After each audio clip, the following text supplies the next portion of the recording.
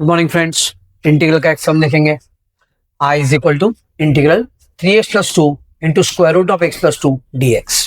ये प्रॉब्लम मैं रीराइट करूंगा। That is I is equal to integral 3x plus 2 into x plus 2 raise to half dx। Root of x plus 2 था, उसके जगह पे मैंने x plus 2 raise to half लिखा है। ये लिखने के बाद मुझे अपने आप से सवाल करना है, ये भी एक लीनियर फंक्शन है, ये भी एक लीनियर फंक्शन है।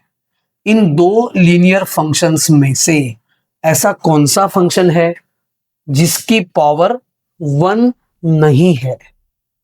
x प्लस 2 ये ऐसा लीनियर फंक्शन है जिसकी पावर 1 नहीं है। तो जिसकी पावर 1 नहीं है उस लीनियर फंक्शन को आपको t एज्यूम करना है। तो I am going to write let x plus 2 is equal to t। तो जाहिर सी बात है, अगर x प्लस 2 की वैल्यू t आ गई तो आगे मैं लिख पाऊंगा therefore x needs to be equal to t minus 2। ये प्लस 2 वहां जाके माइनस 2 में तब्दील होगा। ये जहां पे मैंने सब्स्टिट्यूशन किया है तो मुझे तुरंत डेरिवेटिव निकालना होता है, तो मैं डेरिवेटिव निकालूंगा। x का डेरिवेटिव आता है 1 प्लस 2 कांस्टेंट है, उसका डेरिवेटिव आता है 0 इज इक्वल टू t का डेरिवेटिव आता है dt बाई dx, यानी कि 1 is equal to dt by dx। तो इसका मतलब हुआ 1 इंटू dx, यानी कि simply dx will become dt। अगर ये सभी चीजें मैं यहां पे सब्स्टिट्यूट करूं तो प्रॉब्लम कुछ इस तरीके से दिखेगा। I am going to write on substituting we get I is equal to integral 3x plus 2 में मैं 3 एज इट इज रखता हूं, x के जगह पे वैल्यू पुट करूंगा t माइनस 2, आगे वाला plus 2 as it is into पूरे x प्लस 2 के जगह पे लिखूंगा t, ऊपर वाला raise to half as it is है, और dx के जगह पे लिखूंगा dt। फिर एक बार समझा देता हूं मैंने कौन से अलग अलग सब्स्टिट्यूशंस इस प्रॉब्लम में किए हैं।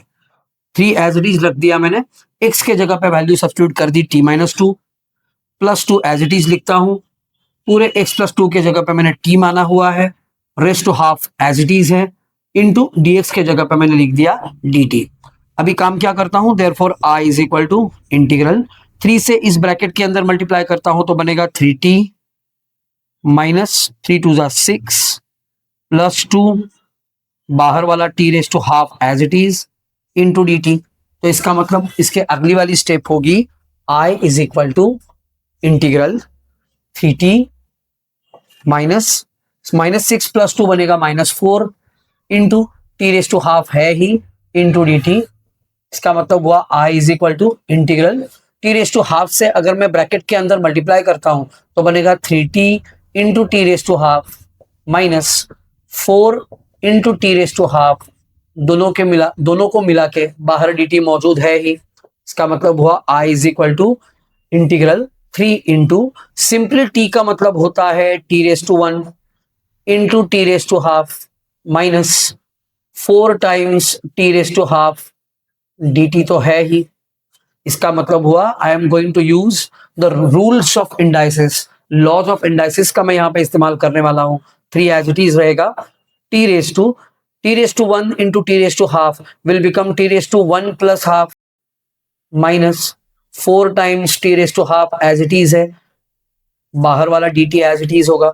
यहां पे मैं इंटीग्रेशन सेपरेट करूंगा, integral 3 into t raise to 3 by 2, 1 plus half will become 3 by 2 dt minus integral 4 into t raise to half dt। इसकी अगली स्टेप लिखता हूं I is equal to 3 constant है, उसे इंटीग्रेशन साइन के बाहर ले लिया मैंने, अंदर बचता है t raise to 3 by 2 dt minus 4 constant है, इंटीग्रेशन साइन के बाहर ले लिया, अंदर बचता है t raise to half dt। अगर मैं यहां पे x raise to n dx का इंटीग्रेशन वाला फॉर्मूला, उसका आंसर होता है x raise to n plus 1 upon n plus 1। Definite integral वाले सम नहीं है ये, तो इसका मतलब प्लस c तो आएगा। अगर इस फॉर्मूला का मैं इस इंटीग्रेशन के लिए और इस इंटीग्रेशन के इवैल्यूएशन के लिए इस्तेमाल करता हूं तो मेरा आंसर बनेगा I इज इक्वल टू बाहर वाला 3 as it is t raise to 3/2 के जगह पे आंसर होगा t raise to 3/2 plus 1 upon 3/2 plus 1 plus I am sorry बीच वाला minus sign as it is 4 as it is into the bracket t raise to half का integration होगा t raise to half plus 1 upon half plus 1 पूरा integration निकाल के हो चुका है लास्ट में आएगा प्लस सी मतलब दिए हुए प्रॉब्लम का फाइनल आंसर आएगा i is equal to 3 into bracket t raise to 3/2 plus 1 हो जाएगा 5/2 upon 5/2 minus 4 times t raise to half plus 1 हो जाएगा 3/2 अपॉन 3/2 लास्ट में आएगा प्लस सी इसका मतलब हुआ i इज इक्वल टू बाहर वाला 3 एज इट इज इंटू ये जो डिनोमिनेटर में 5/2 है वो ऊपर चला गया तो 2/5 होगा into t raise to 5/2 minus 4 as it is into ये जो डिनोमिनेटर में 3/2 है ऊपर चला गया तो 2/3 होगा into t raise to 3/2 last में आएगा प्लस सी इसका मतलब i is equal to 3 2 6/5 t की वैल्यू रीसब्स्टिट्यूट कर देता हूं टी किसे माना था मैंने टी मैंने माना था x minus I am sorry x plus 2 को तो टी के जगह पे लिखता हूं x plus 2 raise to 5/2 minus 4 2 8 upon 3 x plus 2 raise to 3/2 plus C मतलब दिए हुए प्रॉब्लम का ये जो हमें दिया गया प्रॉब्लम था उसका ये फाइनल आंसर है।